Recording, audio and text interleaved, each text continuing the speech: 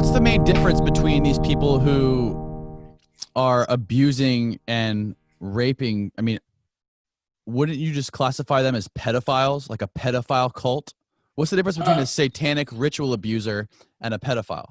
Okay, the reason I'm making the distinction is because a pedophile normally would have a very strong addiction to having sex with children.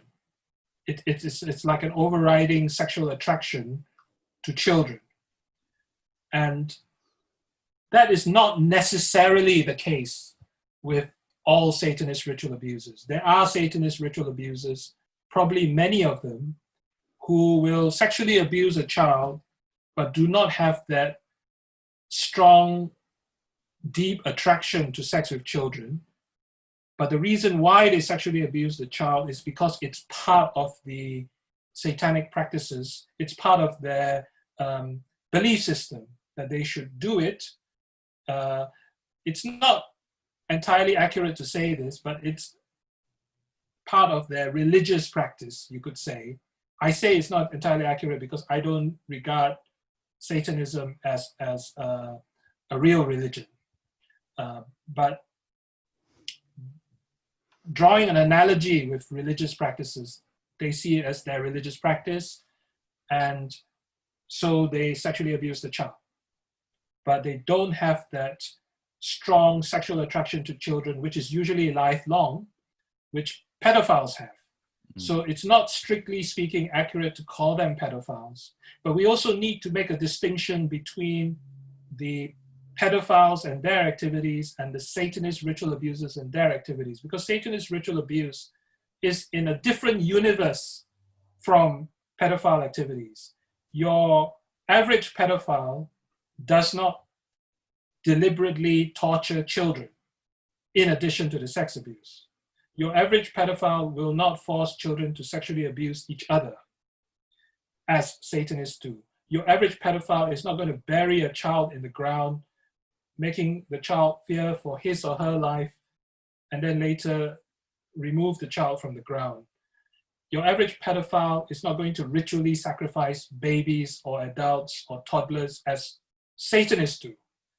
You see, we need to have this clear distinction. That's why when I speak about SRA, I call it SRA, and I don't call Satanist abusers pedophiles, although they may also be pedophiles in some cases, because too many people mix up pedophile, so-called ordinary child sex abuse with SRA. They are two very different things. And the Satanists play on this. The Satanists take advantage of this confusion by disguising their satanic abuse as so-called ordinary child sex abuse. And when they succeed in doing that, they succeed in concealing SRA and the reality of SRA. So for example, in Tim Tate's book, Children for the Devil, he mentions an actual UK case where a boy was subjected to SRA and had revealed that to the police when he was interviewed. The boy was in foster care, but unfortunately, the father who was accused by the boy of abusing him and who was a Satanist abuser was allowed to visit the boy from time to time. And when he visited the boy, he did not encourage the boy to say no abuse occurred. The interesting thing is he encouraged the boy to just drop all the mention of Satanism and the Satanist rituals that he experienced while being abused. The father was far more concerned that the SRA not be revealed than the abuse itself. So he did not say to the boy, don't say I wasn't sexually abused by you. Just drop all the drop all the satanic stuff. And that showed what his priority was. Protect the coven, protect Satanism by having that dropped. And then it gets presented as a child sex abuse case rather than as an SRA case. And this is why I say to victims, it's so important if you did actually suffer SRA to tell the authorities you did actually suffer SRA. Otherwise, people will never learn that SRA exists. They will carry on with the myth that it doesn't exist, which will make it so much harder to protect children from SRA. You see, we've got to break that cycle of ignorance somewhere, and it starts with, as the saying goes, call a spade, call SRA, SRA. How many SRA victims have you spoken to? I haven't kept count, but over the years, we're probably talking a few hundred. A few hundred? Did any of them provide any sort of evidence of some of the stuff you're talking about, like sacrificing children or torturing children or torturing people? They gave me very reliable witness statements about what they saw. The only other way for them to give strong evidence would be to have a picture, a film, a photograph. But obviously, they would not have been in a position to have taken such a picture or film. They wouldn't have survived. They would have been killed for trying to take a picture of that. The interesting thing is that the Satanists themselves film their activities, but they are so far pretty effective in keeping the film in a very well hidden place. But if one is able to find a film of their activities, then it's all there on film. They like to film their SRA, and they probably use some of it as pornography and sell it to make money.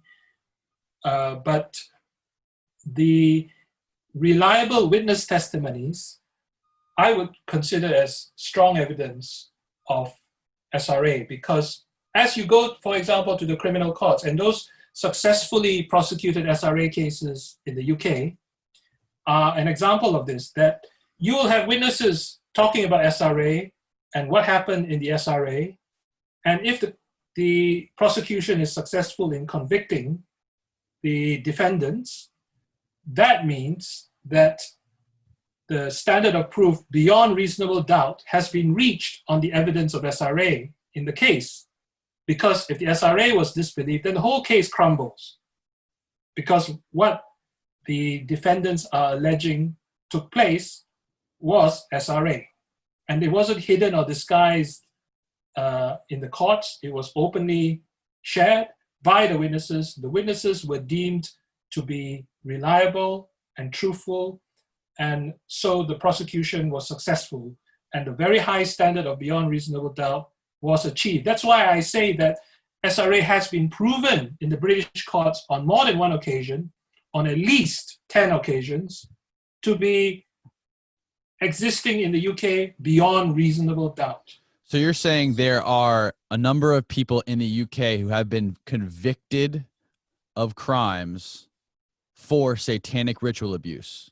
Not strictly speaking the crime of satanic ritual abuse, because unlike certain states in the US, like Idaho, who have codified a law on SRA specifically, we don't have such a law on SRA yet in the UK because of the general disbelief. So what we have are the existing laws, which would of course cover different aspects of SRA, such as raping a child. Obviously, that would be a crime in the UK, right, in the existing law. Physically harming a child, that will also be under existing law. As often Satanists do, pimping out a child for sex, that is also under existing law. We would like to see at some point a law brought in on SRA, similar to the ones in states like Idaho in the US, because that would not only be official acknowledgement of SRA in the UK law, which could also be used as leverage to get more resources and training for the UK police to investigate such cases, but that will also be a way to bring in much tougher mandatory sentences for SRA, much tougher than the existing penalties for child sex offenses in the UK. But we have had successful prosecutions, and the SRA evidence was not withheld. It was openly shared in court. It was believed. If it wasn't believed, the defendants would not have been convicted. So the standard of beyond reasonable doubt was satisfied. So when the witnesses, I'm sure there, like you said, there was multiple witnesses in some of these cases, right? And a lot of their stories corroborate. How could one person be convicted if, I mean, it sounds like these rituals go down with lots of people there. So wouldn't it be more of a conspiracy with lots more people being prosecuted, not just one? I mean, is it one person by themselves, or is there a group of people attending these rituals? What do they look like? You will get, in many cases, a group of people at the rituals, and sometimes they will be successful in prosecuting more than one person who participated in the rituals.